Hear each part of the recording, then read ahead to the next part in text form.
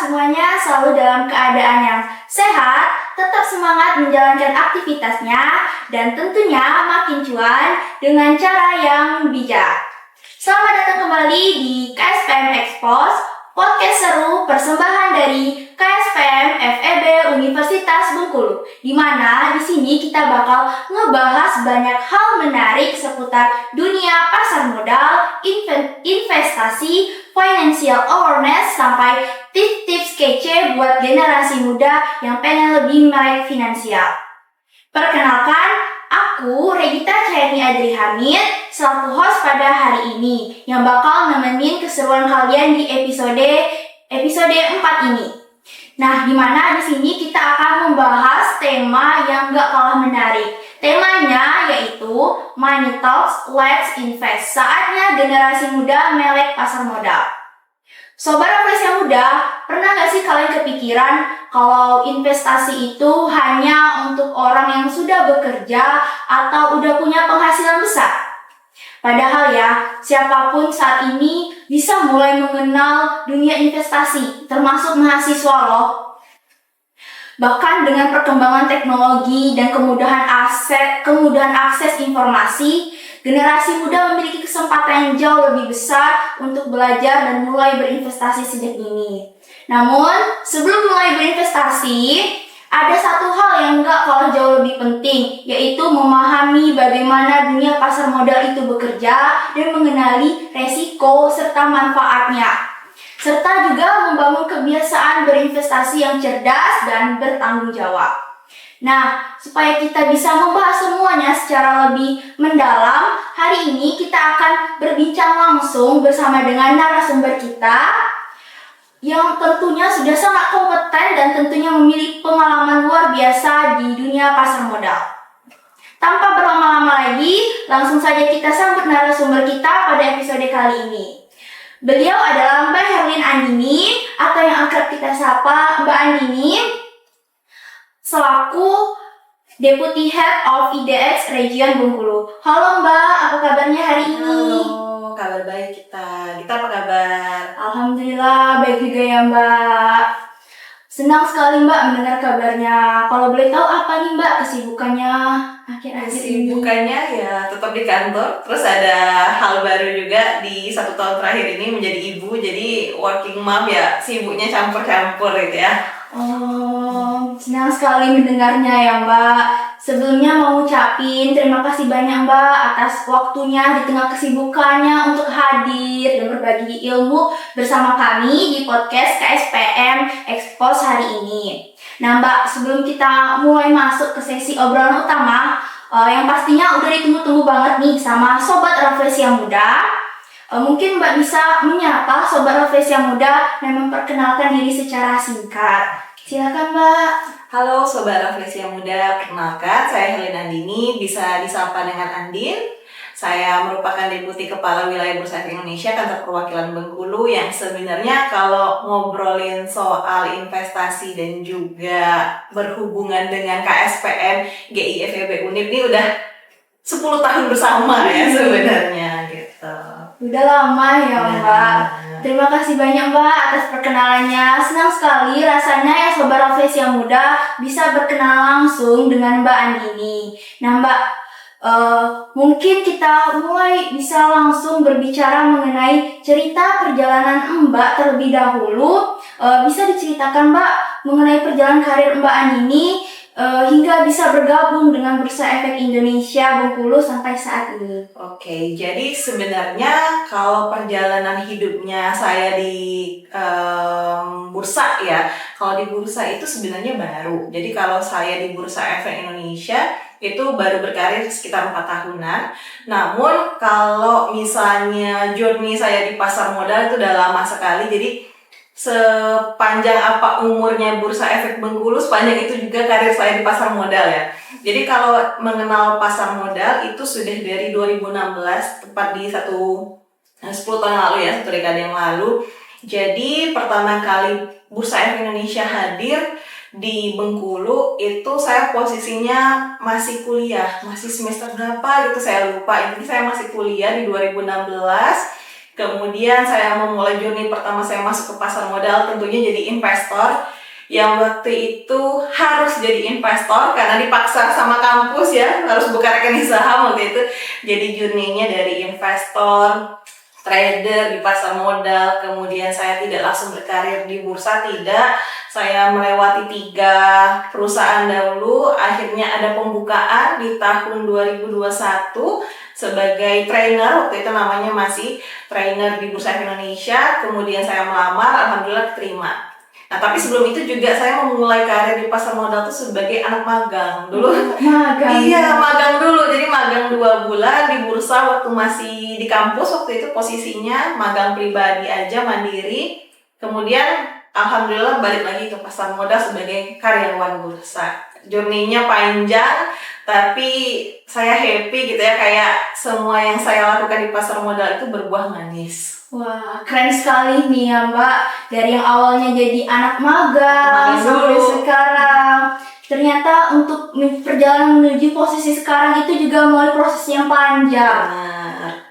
Kalau boleh tahu nih Mbak, awal mula Mbak Andin itu tertarik dengan dunia pasar modal itu bagaimana? Apakah ada pengalaman atau ada sosok yang menginspirasi Mbak sendiri hingga akhirnya Mbak itu memilih terjun ke dunia bidang sekarang? Oke, sebenarnya kalau terjun di dunia pasar modal itu diawali dari keterpaksaan. Kenapa keterpaksaan? Karena waktu itu posisinya kan saya memang masih mahasiswa, kemudian ada yang namanya galeri investasi. Jadi dibukalah galeri investasi Bursa Efek Indonesia FEB Unip yang dulu namanya masih satu bareng kayak pojok pajak gitu ya, bareng juga sama pojok BEI, berubah namanya jadi GI BEI FEB Unip. Nah, saya join tuh, masuk ke dalam situ sebagai pengurus, yaitu kelompok studi pasar modal sama kayak kita nih. Jadi posisinya waktu itu sama kayak kita.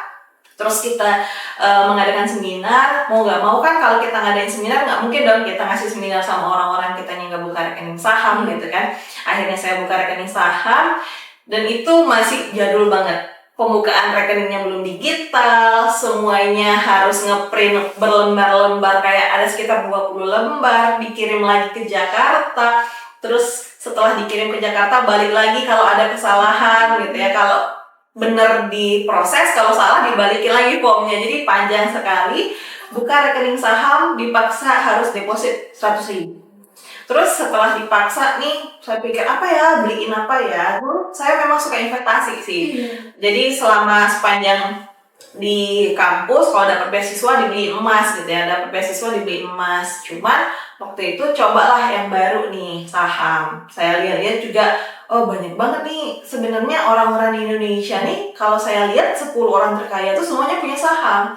Berarti kalau pengen jadi kayak mereka, saya tiru gayanya mereka gitu kan, punya saham. Akhirnya saya coba beli saham. Ternyata saham yang saya beli itu naik lumayan banget, sekitar 20%-an dalam sekitar 3 bulanan. Nah, saya langsung tertarik tuh kayak, oh ternyata potensial. Padahal waktu itu posisinya saya nggak yang langsung menganalisa terlalu panjang gitu kan, karena kan baru kenal. Jadi kayak, oh kayaknya bagus, masih pakai kayaknya gitu kan. Beli, cuan, kenapa nggak diulangi lagi gitu kan. Jadi ditambah lagi, akhirnya saya mulai mereduce total kepemilikan emas saya pindahin portofolio saham saya perbesar, dan itu berterus-terusan sampai saya sebelum berkarir di Bursa Efek Indonesia. Karena kalau kita udah di bursa, kita nggak boleh lagi tuh punya rekening saham kan.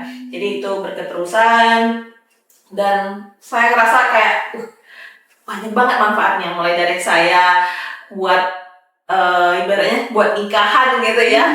Namanya kalau nikahan kan banyak yang dibutuhkan dan sebagainya, kita juga join. Saya suami istri juga, suami di dunia pasar modal, saya juga. Jadi benar-benar pasar modal tuh udah dari bagian hidup saya lah pokoknya. Separuh hidup ya. Separuh hidup, benar, separuh hidup. 10 tahun di pasar modal jadi udah kayak separuh hidup saya. Oke Mbak, jadi yang awalnya dari keterpaksaan tadi ya Mbak, akhirnya itu membuahkan hasil ya Mbak. Senang sekali mendengarnya ya Mbak. Masih berbicara mengenai bursa nih Mbak, mungkin masih banyak nih masyarakat yang sudah mengenal saham, tapi mereka itu belum begitu memahami begitu peran dari Bursa Efek Indonesia itu sendiri. Menurut Mbak, seberapa penting peran dari Bursa Efek Indonesia dalam meningkatkan literasi keuangan dan investasi di kalangan generasi muda? Tentunya kalau kita ngomongin soal peran Bursa Efek Indonesia itu sangat krusial ya. Jadi untuk peningkatan literasi serta peningkatan inklusi itu adalah poin utama kita memang. Jadi core-nya kita Bursa Efek Indonesia, terutama kantor perwakilan di Provinsi Bengkulu, itu core-nya kita untuk peningkatan jumlah literasi serta juga jumlah inklusi, terutama di pasar modal gitu ya. Gak cuman keuangan pada umumnya, yaitu terkhususnya di pasar modal. Nah, kalau kita lihat lagi kilas balik 10 tahun Bursa Efek Indonesia hadir di Provinsi Bengkulu, itu peningkatannya luar biasa pesat. Mulai dari jumlah investor sahamnya, terus juga peningkatan literasinya dari data OJK.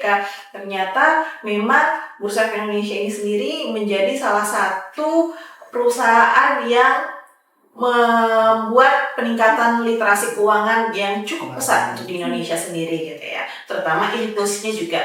Cuman yang jadi PR adalah ternyata peningkatan inklusinya ini lebih tinggi daripada peningkatan literasinya. Artinya masyarakat ini banyak yang sudah mengakses aplikasinya, sudah punya rekening saham, hanya saja pemahamannya terhadap pasar modal, saham ataupun investasi itu sendiri kurang.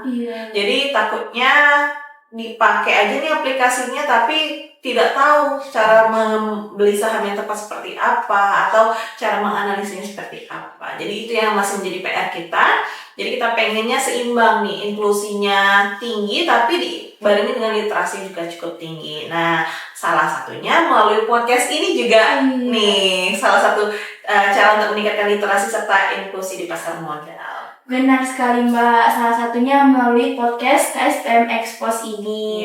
Jadi dapat disimpulkan ya Mbak bahwa meningkatkan literasi keuangan itu bukan hanya menjadi tanggung jawab individu, tapi juga memerlukan dukungan dari berbagai pihak. Salah satunya dari Bursa Efek Indonesia melalui program edukasi yang telah disediakan. Nih Mbak, masih berbicara mengenai Bursa Efek Indonesia. Saat ini kan investasi semakin populer di kalangan generasi muda ya Mbak. Namun di tengah meningkatnya minat tersebut masih banyak juga anak muda yang belum memahami pasar modal dengan baik yang seperti kita bicarakan tadi. Menurut Mbak Andin sendiri, apa yang menyebabkan kondisi ini terjadi dan bagaimana pandangan Mbak terhadap tingkat literasi investasi generasi muda saat ini? Menurut saya yang jadi tricky sekarang adalah kemudahan akses informasi gitu ya. Jadi karena mudahnya akses informasi didapatkan oleh kita mulai dari Gen Z bahkan Gen Alpha gitu ya dalam mengakses internet dan sebagainya itu kan mudah sekali. Cuman yang bagian sulitnya adalah memfilternya. Jangankan kita yang masih muda, kadang yang tua aja terkecoh AI yang mana yang real gitu kan kalau soal memfilter gitu. Jadi memang yang kita pengen adalah anak muda ini nggak cuman pintar dalam mengakses informasi saja, tapi pintar menyaring informasi juga. Terlebih lagi untuk informasi terkait investasi di pasar modal. Karena kan banyak tuh simpang siur. Karena kita juga pernah melihat tuh waktu zaman ada salah satu platform yang kalau saya bilang kayak judi online gitu ya, ataupun misalnya platform-platform yang ya investasi bodong seperti itu kadang membawa nama saham, nama pasar modal gitu ya. Kalau kita tidak bisa memfilter dan menyaring, kita berpikir bahwa saham yang di bursa efek atau di pasar modal tuh sama kayak yang investasi-investasi bodong ini tadi gitu kan. Jadi memang setelah akses kemudahan informasi, saya berharap Gen Z atau Gen milenial siapapun anak muda ini juga punya kesadaran dan kecerdasan dalam mengolah informasi. Jadi memfilter informasi tersebut, jangan sampai apa-apa dikit bawa kata-kata saham dikira itu sahamnya pasar modal di Bursa Efek Indonesia gitu kan. Jadi memang memfilter itu dulu yang nomor satu. Kemudian kalau sudah difilter, tentunya kita berharap anak-anak muda ini lebih gampang dalam membuat keputusan. Jadi membuat keputusan, nah ini didasarkan oleh analisa, bukan didasarkan oleh harapan, FOMO atau kata si influencer itu gitu ya. Jadi kita pengennya sudah disaring, bisa menganalisa sendiri, bukan didasarkan oleh kata si itu, kata si ini gitu. Oke, jadi kita sebagai investor, apalagi ke generasi muda, juga harus cerdas dan bertanggung Benar. jawab ya Mbak. Oke, seberapa penting sih menurut Mbak Andini literasi keuangan bagi seseorang yang ingin mulai berinvestasi? Apa aja kesalahan yang paling sering dilakukan investor pemula, khususnya mahasiswa nih Mbak? Kesalahan seperti apa sih Mbak? Oke, dibilangin penting literasi keuangan itu penting banget dan itu nomor satu. Tadi kan kalau kita misalnya secara literasi terpenuhi gitu ya, kita terliterasi dengan baik soal keuangan, investasi dan sebagainya, maka kita tidak akan gampang tertipu gitu ya. Jadi literasi itu nomor satu. Nah, yang menjadi kesalahan oleh pemula adalah literasinya tadi belum terpenuhi itu kan, jadi inklusi dulu dia baru literasi, jadi jangan sampai kebalik kayak gitu. Jadi kita harapnya literasinya terpenuhi baru kita inklusi. Nah, ada 3 nih menurut saya kesalahan investor pemula. Yang pertama adalah mencoba peruntungan, dan kemudian dengan mencoba peruntungan tadi dia menggunakan dana yang mohon maaf uang panas lah gitu ya, entah itu uang kebutuhan sehari-hari. Misalnya nih kayak sekarang lagi libur semester, udah dikirim tuh misalnya sama orang tua, nanti dibayar ya uang UKT-nya. Nah, kan masih lama nih deadline UKT, putar dulu di pasar modal. Nah, itu salah kan. Jadi itu yang pertama. Jadi kesalahannya adalah mencoba peruntungan, jadi memaksakan diri menggunakan dana-dana yang tidak seharusnya digunakan untuk diinvestasikan. Nah, untuk ngomongin investasi itu adalah bagian dari kehidupan kita dalam merencanakan keuangan. Jadi nggak usah nunggu sisa. Harusnya misalnya kita dapat budget bulanan dari orang tua 2 juta misalnya dalam 1 bulan, disisihkan di awal. Jadi dijadikan itu bagian dari perencanaan keuangan, bukan sisa. Nunggu sisa baru investasi, nggak mulai-mulai. Nggak bakalan bisa. Jadi soal alokasi keuangannya itu yang Iya. pertama. Yang kedua, mereka ini kesalahannya adalah yang tadi FOMO gitu kan, ngeliat influencer siapa beli mobil apa gitu ya, McLaren lu warna apa bos gitu kan. Dia bisa beli McLaren nih, berarti semua pilihan sahamnya dia bagus dong. Nah, itu yang salah. Jadi pemahaman kita bahwa oh kalau influencer itu udah ngomong si saham itu bagus, artinya kita harus ikut. Nah, itu yang salah. Jadi FOMO itu kurang tepat sekali. Udahlah uangnya misalnya uang panas, ngikutin orang pula, ya kita nggak tahu sebenarnya tujuan dia dalam ngomongin rekomendasi saham itu apa gitu kan, entah ada tujuan tersembunyi atau tidak. Jadi balik lagi, kalau pengen mengambil keputusan dalam berinvestasi saham, gunakan analisa sendiri, bukan analisanya orang lain gitu ya. Kalaupun kita mengandalkan analisa orang lain, misalnya analis dari sekuritas nih, tujuan kita adalah untuk belajar dan dianalisa ulang, bukan ditelan mentah-mentah. Yang ketiga, pengen kaya cepat. Nah, ini kalau menurut saya tujuan berinvestasi itu bukan mencari kekayaan dalam waktu cepat, tapi tujuan kita berinvestasi terutama di pasar modal adalah menumbuhkan kekayaan kita. Kalau kita ngejarnya pengen cepat kaya, Gunung Kawi aja kita kaya ya. Jadi kalau kita pengen ngejar kekayaan dalam waktu cepat, itu tempatnya bukan di pasar modal. Jadi kalau di pasar modal, tempatnya itu adalah tempat untuk kita bertumbuh. Baik bertumbuh secara informasi, secara edukasi, nah kita juga tumbuh dalam keuangannya. Jadi jangan berharap dalam waktu cepat kita nggak pernah mau menjanjikan itu gitu ya. Di reksadana aja 5% setahun gitu. 6%-an setahun. Ya masa kita pengen muluk-muluk beggar 100% setahun gitu kan ya, itu susah lah gitu ya. Kita pengennya teman-teman tuh tumbuh dan sabar. Semua butuh proses gitu. Nggak usah pengen cepet-cepetan kaya. Kalian masih muda kok, ngapain? Apa yang mau dikejar cepet-cepetan kaya gitu kan. Kita pengennya goals-nya itu jangka panjang, bukan jangka pendek. Oke, Sobat Refleksi yang Muda, semoga ini tadi menjadi pengingat bagi kita semua bahwa investasi yang baik selalu diawali pula dengan pemahaman yang baik. Nah Mbak, mungkin kita geser sedikit ke fenomena yang sering kita temui sehari-hari nih ya Mbak. Di era media sosial seperti sekarang kan banyak nih konten yang menjanjikan keuntungan instan. Bagaimana cara generasi muda itu membedakan konten itu edukasi investasi yang benar atau yang menyesatkan, Mbak? Oke, kalau untuk membedakan yang mana yang benar, mana yang menyesatkan, sebenarnya itu itu akan bisa kita bedakan ketika kita sudah punya ilmunya.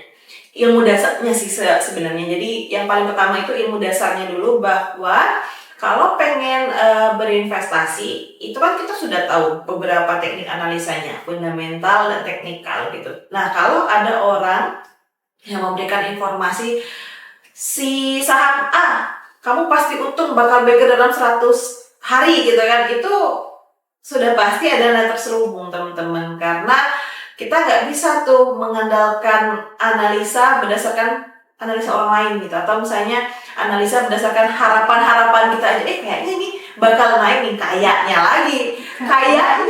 ataupun harapan itu bukan bagian atau tools dari pasar modal yang bisa menganalisa pergerakan pasar modal gitu. Untuk menganalisa pergerakan pasar modal, balik lagi ke fundamental ataupun technical analysis gitu kan.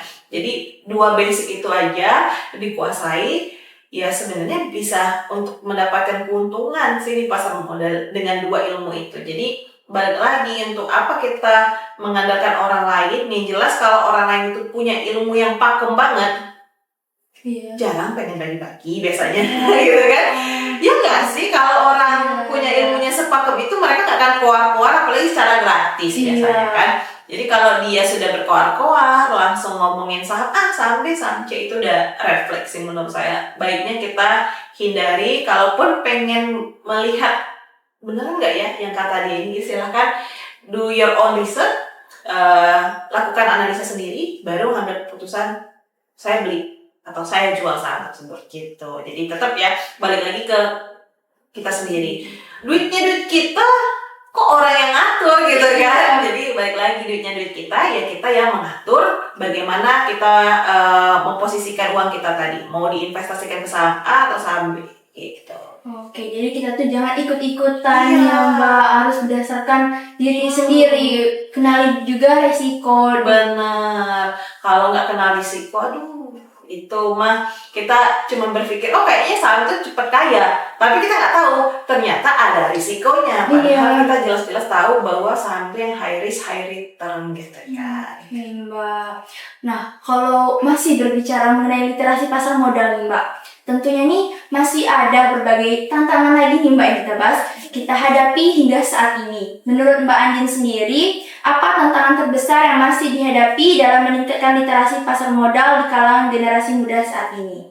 Tantangannya itu tadi kecepatan akses informasi, yang kadang informasinya udah bercampur-campur, yang mana yang benar, yang mana yang salah gitu kan. Jadi itu tantangan pertama. Kita tentunya bekerja sama juga dengan wartawan nih teman-teman. Jadi kalau teman-teman tahu, Bursa Efek Indonesia Kantor Perwakilan Bengkulu itu juga punya galeri investasi bersama PWI nih, Persatuan Wartawan Indonesia. Jadi kita sangat dekat nih sama wartawan yang ada di Bengkulu. Jadi memang insya Allah informasi yang mereka berikan juga sudah dikurasi nih sama Bursa Efek Indonesia. Jadi biasanya kita juga kayak teman-teman, ini informasi tentang pasar modal ya, sama tim-tim dari wartawan. Jadi kalau memang mau informasinya yang benar dan lurus, berarti aksesnya di berita-berita yang punya kredibilitas yang bagus. Itu satu gitu ya. Jadi untuk yang pertama, tetap tadi akses informasi yang cepat, butuh juga kecerdasan kita dalam mengolah informasi tadi. Yang kedua, ini teman-teman, jadi kalau kita ngomongin soal investasi di pasar modal, benar kata kita tadi, jangan lupa kenalin risikonya. Nah, banyak anak muda itu yang cuma berpikir pokoknya cepat kaya, tapi nggak mau risiko gitu kan. Gimana ini mau kaya tapi nggak punya risiko?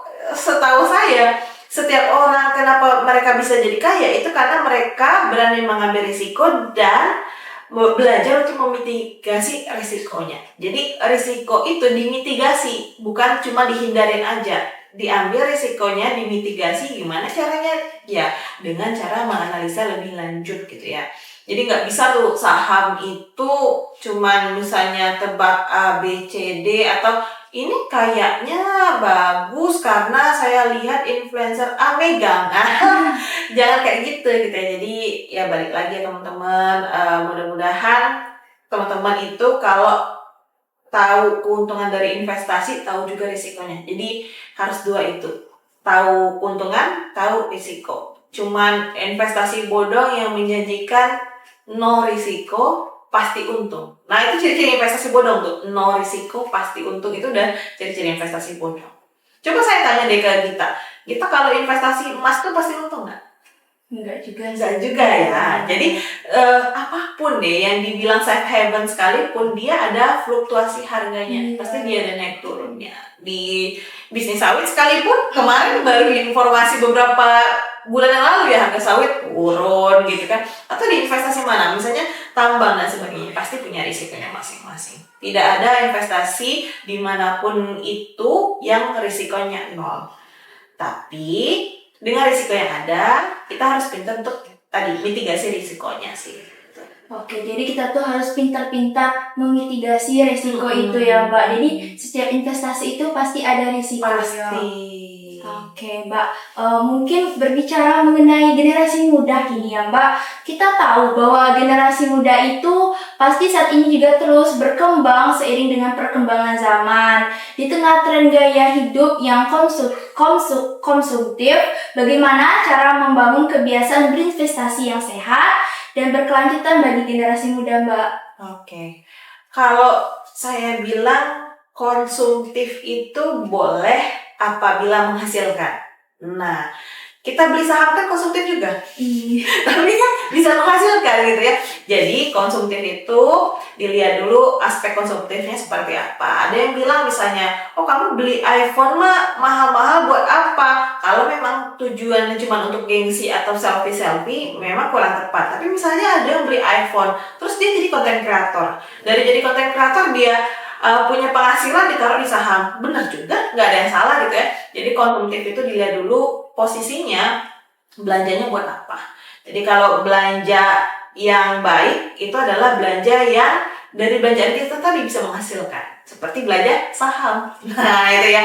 Nah jadi gimana nih Mbak kalau misalnya anak muda itu pengennya fokus dan jangka panjang nih dalam berinvestasi saham gitu kan. Nah jadi yang paling pertama harus teman-teman lakukan adalah fokus kepada tujuan. Jadi ingat bahwa tujuan dalam berinvestasi di pasar modal itu bukanlah tujuan jangka pendek.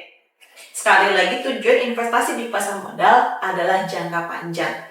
Jadi kita pengennya di masa yang akan datang teman-teman bisa pensiun dini misalnya, financial freedom misalnya. Kita pengen tujuan-tujuannya seperti itu. Bukan dalam waktu dekat saya beli McLaren, enggak. Kita bukan pengen teman-teman untuk seperti itu. Jadi kita pengennya bagaimana teman-teman bisa pensiun dini dengan keadaan misalnya sahamnya udah banyak jadi hidup dari dividen kayak Pak Lokeng Hong tuh sekali terima dividen miliaran gitu kan. Kita pengennya itu. Jadi ingat-ingat bahwa fokus tujuan dalam berinvestasi terutama di pasar modal orientasinya adalah jangka panjang. Dimana kalau kita jangka panjang artinya butuh proses. Di dalam proses tersebut laksanakanlah dengan konsistensi. Nah, gimana Mbak untuk memulai konsisten? Tadi seperti yang saya katakan di awal, kalau mau konsisten, pastikan jadikan investasi itu bagian dari rancangan keuangan kita. Rancangan keuangan kan artinya 100% budget kita ada poin investasi di sana. Jadi nggak usah nunggu sisa. Kalau nunggu sisa, hidup kita tuh kadang ada sisanya gitu. Tapi kalau misalnya kita udah nyisikan, sisanya itu biasanya bisa kita gunakan untuk hidup gitu kan. Tapi kalau kita nunggu sisa buat investasi, itu nggak akan ada sisanya biasanya. Jadi sekali lagi karena kita jadikan investasi sebagai bagian rancangan kehidupan kita dalam memproses keuangan kita, ya masukin budget investasi di sana. Artinya sisihkan terus, diproses terus setiap bulan, nggak apa-apa kecil, nominal 100.000, 100.000. Tapi kan ada yang namanya compounding interest. Compounding interest ini kayak kita bola salju deh. Bola salju itu turunnya kan dari awal tuh kecil, lama-lama jadi besar. Nah kita pengennya teman-teman fokusnya ke sana. Pengennya compounding interest, rutin, konsisten, orientasinya jangka panjang. Tidak perlu lomba-lomba kayak cepet-cepetan. Oke, jadi semuanya itu butuh proses. Betul. Ya Mbak. Menarik sekali. Semoga bisa menjadi motivasi bagi Sobat Rafflesia Muda. Nah, kalau melihat perkembangan pasar modal saat ini, tentu banyak generasi muda yang mulai optimis untuk mulai berinvestasi, Mbak. Jika melihat perkembangan saat ini, bagaimana Mbak Andin memandang prospek pasar modal Indonesia ke depannya, khususnya bagi generasi muda yang ingin mulai berinvestasi, Mbak? Oke, kalau saya bilang sebenarnya prospek pasar modal Indonesia itu masih panjang sekali. Kalau saya bilang ini kita masih di permulaannya teman-teman. Karena sebenarnya kalau kita lihat secara SDA kita kaya banget. SDM kita juga kaya sekali, berapa ratus juta jiwa tuh kan yang ada di Indonesia gitu. Jadi secara SDM itu kaya, hanya saja mungkin butuh dioptimalisasi. Seiring kita memperbaiki perekonomian Indonesia semakin optimal, maka biasanya pasar modalnya juga akan semakin optimal. Saya lihat juga dari data, ternyata kebanyakan investor kita Gen Z dan milenial. Artinya memang prosesnya ini panjang. Kan kalau dari ibaratnya umur, kan masih muda banget nih. Jadi kan masih bakal panjang banget journey-nya mereka dalam investasi di pasar modal. Sehingga ya kalau saya bilang untuk teman-teman gak usah takut karena prospeknya masih panjang sekali. Seiring kamu bertambah tua, pasar modal juga bertambah tua, mudah-mudahan portofolionya bertambah cuan gitu ya. Jadi memang kalau saya bilang prospeknya ini panjang dan banyak sekali. Terutama kalau di Bengkulu itu baru menjamah sekian ribu jiwa gitu ya. Jadi total kita itu ada kalau nggak salah 2.000 jiwa total di kota Bengkulu, Provinsi Bengkulu gitu. Nah, kita masih menjamah sekitar 40 ribuan, 50 ribu jiwa. Masih banyak banget yang belum terjamah sama kita. Mudah-mudahan melalui podcast ini lebih banyak yang terkena edukasi dan literasi tentang pasar modal. Semakin banyak juga pertumbuhan investor di Bengkulu gitu ya. Jadi masih panjang sekali, masih cerah sekali. Gak usah takut kalau keadaan IHSG lagi di bawah. Tenang aja teman-teman, kalau saya sebagai orang yang misalnya punya uang, saya bakal serong gitu kan. Kalau IHSG di bawah, saya serong gitu ya. Dengan catatan perketat money management. Saya selalu bilang seperti itu, perketat money managementnya. Jadi kalau seandainya dia masih ada potensi turun lagi, kalau money management kita bagus, kita masih bisa masuk lagi gitu. Jadi tenang aja, sekarang malah fase yang tepat buat teman-teman masuk gitu kan, karena kita lagi di bawah nih chartnya, jadi masih oke. Oke, nah jadi teman-teman semuanya tidak hanya menjadi penonton, tetapi juga bisa mengambil peran penting dalam perkembangan pasar modal Indonesia. Oke Mbak, sekarang menurut Mbak kontribusi nyata seperti apa yang dapat diberikan generasi muda untuk mendukung pertumbuhan perkembangan pasar modal di Indonesia di masa yang akan mendatang? Jadi kita pengennya sebenarnya teman-teman menjadi investor yang cerdas. Udah itu aja. Karena tujuannya bukan cuma untuk kita, tapi buat teman-teman secara pribadi. Kita tidak punya untung yang seperti apa dan sebagainya. Kita pengennya teman-teman yang happy, yang senang kalau ngeliat portofolionya hijau, bertumbuh gitu ya. Jadi kita pengen teman-teman punya kendali atas diri teman-teman untuk menjadi investor yang cerdas. Dengan teman-teman menjadi investor yang cerdas, biasanya sekitarnya ngikut. Ada tuh alumni teman-teman ya, Dimas, saya suka banget kalau dia sudah flexing cuannya gitu ya. Nah dari situ dia bilang ternyata Kak banyak nih yang terinfluence gitu untuk ikut belajar saham. Jadi memang kalau kita yang cerdas teman-teman, kecerdasan kita bisa diopor sama yang lain atau bisa di sharing ke yang lain, maka kita menjadi salah satu penopang pertumbuhan pasar modal di Indonesia. Jadi diutamakan dari diri teman-teman dulu, cerdas, nanti keluarganya ikut cerdas, nanti teman-teman di sekitarnya ikut cerdas juga. Akhirnya kita menjadi investor yang cerdas semua nih. Jadi sekali lagi jangan hanya mengambil investasi itu ataupun tentang saham itu dari influencer, tapi balik lagi pelajari ilmu dasarnya supaya teman-teman cerdas, tidak gampang dibodohi. Akhirnya kalau teman-teman sudah cerdas, mudah-mudahan sekitarnya ngikut gitu ya. Kayak ini nih misalnya teman-teman yang di luar kayak KSPM nih, kelompok studi pasar modal, nggak apa-apa ngobrol aja sama teman-teman KSPM, mereka nggak gigit gitu ya. Jadi kalau teman-teman ngobrol sama teman-teman KSPM, mudah-mudahan keikutan cuannya teman-teman KSPM gitu kan. Jadi jadilah pribadi yang cerdas, jadilah investor yang cerdas, ikut menjadi penopang pasar modal Indonesia supaya pasar modal Indonesia tumbuh dan mempunyai investor-investor yang cerdas. Wah, menarik sekali ya Sobat Rafflesia Muda. Ternyata banyak sekali ilmu yang kita bisa dapatkan hari ini. Nah Mbak, supaya suasananya itu makin seru, sekarang kita masuk ke sesi yang paling ditunggu-tunggu, yaitu mini games. Hari ini kita bakalan bermain tebak istilah pasar modal. Nah, jadi aku akan membacakan soalnya, kemudian Mbak bisa langsung menjawab tebakannya ya Mbak. Oke, nanti salah. Oke. Oke, gimana Mbak? Udah siap belum? Siap. Oke, kita langsung mulai aja ya Mbak. Aku akan bacakan. Tempat berlangsungnya jual beli saham di Indonesia. Pasar modal loh. Wah, kenapa nih Mbak pasar modal? Kenapa nggak di tempat yang lain nih Mbak? Karena kalau teman-teman ke pasar Panorama belinya ikan sama ayam. Kalau pengen belinya saham ya ke pasar modal. Jadi kalau teman-teman pengen tahu ya, pasar modal itu sebenarnya konsepnya sama kayak pasar Panorama, pasar Minggu, pasar ikan dan lain-lain. Intinya tempat menjual beli gitu ya, tapi yang diperjualbelikan adalah efek. Oke, begitu teman-teman penjelasannya. Oke Mbak, kita lanjut ya Mbak. Bukti kepemilikan seseorang atas suatu perusahaan. Saham. Wah, kalau gini rasanya sudah tidak asing lagi ya Mbak istilahnya, karena kita sudah sering banget mendengarnya. Oke, kita lanjut ya Mbak ke berikutnya. Orang yang menanamkan modal atau dananya untuk mendapatkan keuntungan di masa depan. Investor. Tuh dengerin ya kata Gita, masa depan, bukan masa minggu depan gitu ya, jadi masa depan, bukan dalam waktu singkat. Oke, nah istilah investor ini juga pasti nggak kalah penting ya Mbak, sering banget didengar pasti oleh Sobat Rafflesia Muda. Semoga setelah podcast ini banyak teman-teman yang sudah siap menjadi investor. Oke, kita lanjut ya Mbak. Lanjut. Keuntungan yang dibagikan perusahaan kepada para pemegang saham. Dividen. Wah, kalau yang satu ini juga pasti menjadi pertanyaan teman-teman mahasiswa nih Mbak. Kenapa? Boleh jelaskan sedikit ya Mbak? Apakah setiap pemegang saham pasti akan mendapatkan dividen Mbak? Tergantung. Jadi dividen ini teman-teman biasanya akan dibagikan setelah proses rapat umum pemegang saham.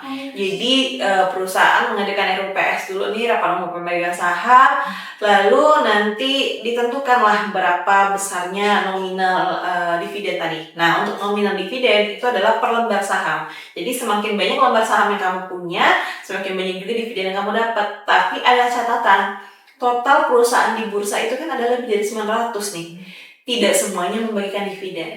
Dengan catatan mereka minimal banget harus untung. Nah, perusahaan untung pun juga belum tentu bagi dividen. Lah kok bisa Mbak? Kok keuntungannya nggak dibagikan gitu kan? Karena memang bisa jadi berdasarkan RUPS seluruh keuntungannya misalnya dipakai untuk ekspansi bisnis, bikin bisnis baru atau mengakuisisi perusahaan lain. Jadi tergantung lagi nih dari RUPS-nya. Jadi untung pun belum tentu dapat dividen. Apalagi perusahaan nggak untung. Jadi hati-hati banget dalam memilih perusahaan. Oke, jadi tergantung ya Mbak. Oke, kita lanjut ya Mbak. Sekumpulan dana dari banyak investor yang dikelola oleh manajer investasi. Reksadana. Wah, reksadana cukup populer ya Mbak di kalangan anak muda. Apalagi yang baru mau terjun di dunia investasi. Menurut Mbak, apakah reksadana itu jauh menjadi pilihan yang aman, tepat bagi seseorang yang baru ingin memulai investasi? Cocok sih, cocok banget. Terutama sebenarnya buat yang tidak punya waktu lebih ya untuk menganalisa. Mungkin kita bingung gitu kayak gimana ya menganalisa. Kadang saya misalnya contoh dia working mom gitu, dia nggak sempat belajar lagi tentang saham, tapi dia tahu atau dia paham tentang pasar modal dan berani untuk memberikan uangnya ke manajer investasi tadi, dititipkan untuk dikelola sebagai bentuk reksadana. Jadi memang cocok sih untuk kita yang misalnya nggak punya banyak waktu untuk menganalisa saham sendiri, silahkan pilih reksadana. Karena pilihannya juga banyak, ada reksadana pasar uang, ada reksadana pendapatan tetap dan lain-lain. Jadi itu pilihan yang tepat. Kalau teman-teman bingung, nggak usah khawatir. Serahkan kepada ahlinya gitu ya urusannya. Jadi teman-teman tinggal duduk manis.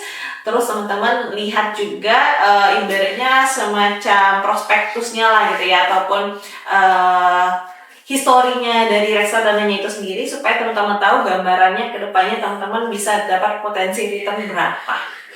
Oke, nah jadi buat sobat Raffles yang muda yang masih tidak bisa mengatur waktu ya Mbak, memiliki kesibukan, bisa di reksadana. Benar. Oke. Wah, seru banget ya Mbak gamesnya. Tidak terasa juga kita sudah berada di penghujung podcast KSPM Expos episode 4. Namun sebelum kita mengakhirinya Mbak, mungkin masih banyak sobat Raffles yang muda yang setelah menyaksikan podcast ini mulai tertarik untuk berinvestasi, tapi masih bingung untuk memulainya Mbak. Nah, apa nih Mbak 3 tips penting yang paling ingin Mbak Andin sampaikan kepada mereka agar mereka dapat memulai langkah investasi dengan tepat? Yang pertama, kalau kata saya itu mirip iklannya startup ya, mulai aja dulu. Tapi bener loh, kalau nggak kita mulai, kita tuh nggak tahu. Contohnya ya, seperti kita yang dulu mungkin masih kecil, masih bayi, kita nggak bakal tahu kalau kita bisa jalan, kalau kita nggak maksain diri buat jalan. Perhatiin deh bayi-bayi. Bayi-bayi itu kan memaksakan dirinya untuk belajar. Untuk belajar jalan, belajar berlari gitu ya. Kalau teman-teman tidak memulai untuk belajar saham dan dimulai dari prakteknya secara langsung, maka teman-teman gak akan kemana-mana gitu. Jadi di start mulai aja dulu, nggak usah takut mau nominalnya kecil, mau seperti apa, silahkan teman-teman mulai aja dulu. Nah, tapi yang kedua nih, ngomongin soal nominal, selalu mulailah dengan nominal sekecil mungkin, seminim mungkin. Karena kalau misalnya kita menggunakan nominal yang terlalu besar, kita juga lagi mulai belajar, itu kan kayaknya kurang wise ya untuk kita memulai semuanya itu dengan terlalu buru-buru. Karena kita mungkin berpikir kayak modal gede, cuannya gede juga dong. Nah, ini yang salah. Jadi mulailah sekecil mungkin. Kalau kita mulai dengan sekecil-kecil mungkin, maka kita akan menikmati prosesnya dengan tenang. Ya, jadi kita cari itu ketenangan. Nah, yang ketiga nih, selain mulai aja dulu, mulai dari nominal kecil. Yang ketiga, set ekspektasinya serendah mungkin supaya tidak kecewa. Dan set ekspektasinya untuk journey-nya ini jangka panjang, bukan jangka pendek atau jangka menengah. Jadi nikmati proses yang ada. Saya aja 10 tahun di pasar modal, saya masih terus belajar. Jadi saya nggak pernah bilang, oh saya expert di pasar modal, oh saya yang terbaik di pasar modal. Enggak. Saya adalah manusia yang selalu belajar di pasar modal. Karena memang investasi di pasar modal itu investasi yang menuntut kita buat belajar terus.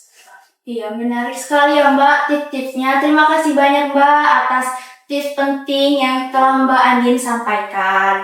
Semoga tips tadi bisa menjadi bekal awal bagi sobat Raffles yang muda yang ingin mulai berinvestasi. Nah, setelah pengetahuan, tentu pola pikir juga memiliki peran yang tidak kalah penting ya Mbak. Nah, menurut Mbak, mindset seperti apa sih yang perlu dimiliki generasi muda agar dapat menjadi investor yang cerdas, bijak, dan bertanggung jawab mengambil keputusan investasi? Mindsetnya adalah kalau kita ngomongin investasi, tadi kita juga ngomong di pertanyaan kan gitu ya. Dan kalau kita tarik dari KBBI, investasi itu adalah menaruh modal kita untuk mendapatkan cuannya di masa yang akan datang. Artinya memang sekali lagi mindsetnya bahwa investasi di pasar modal bukanlah memperkaya teman-teman dalam jangka waktu cepat, tapi investasi di pasar modal adalah menumbuhkan kekayaan yang sudah teman-teman punya. Jadi menumbuhkan kekayaan yang sudah teman-teman punya, bukan menjadikan teman-teman cepat kaya. Kekayaan itu kan 100.000 juga kekayaan kita loh, gitu ya. Jadi tujuannya adalah menumbuhkan, bukan untuk membuat teman-teman kaya dalam jangka waktu cepat. Jadi mindset itu yang harus ditanam ya. Jadi nggak usah kita ngeliat sosmed, oh dia di umur 23 tahun sudah punya rumah, mobil mewah dan sebagainya. Orientasi kita bukan di umurnya atau seberapa cepatnya, tapi orientasi kita adalah di pertumbuhannya.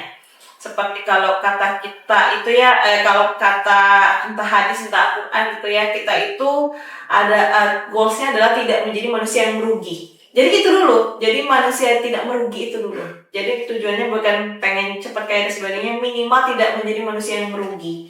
Artinya kita belajar terus, berproses terus.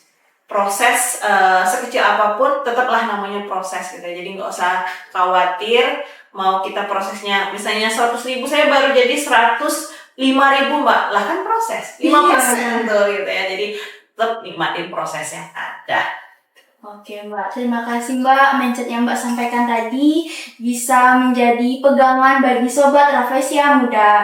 Terakhir nih Mbak, apa harapan Mbak Andin terhadap generasi muda Indonesia dalam membangun masa depan keuangan yang lebih baik melalui investasi ini?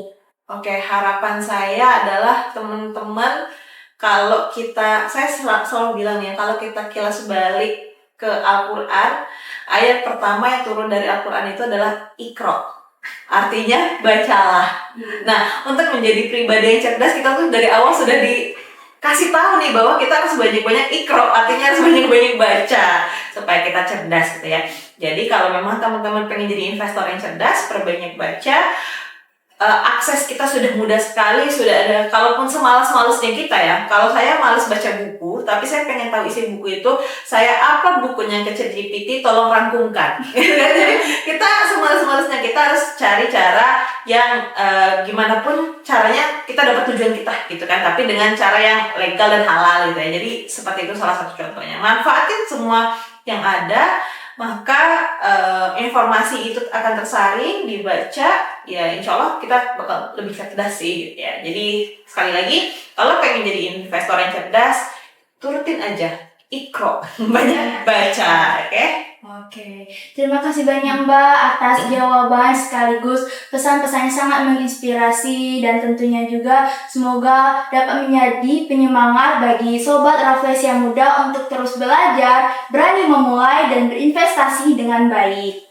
Semoga apa yang telah kita diskusikan dapat menambah wawasan, meningkatkan literasi keuangan, dan menjadi motivasi bagi generasi muda untuk memulai mengenal pasar modal serta berinvestasi secara cerdas dan bertanggung jawab. Terima kasih juga kepada Sobat Rafflesia Muda yang sudah menonton podcast FM Expose episode 4 dari awal hingga akhir. Jangan lupa like, komen, share, dan subscribe channel kita agar kalian tidak ketinggalan edukasi-edukasi finansial seru berikutnya. Saya, Regita Cheni Adrihamid, selaku host, beserta seluruh tim yang bertugas, pamit undur diri. Sampai jumpa di KSPM Expose berikutnya. Oke Mbak, mungkin kita bakalan, nanti aku bilang KSPM FEB Unit, sesuai dengan tagline kita, Start Investing, Start Growing. Oke. KSPM FEB Unit, Start investing, start growing.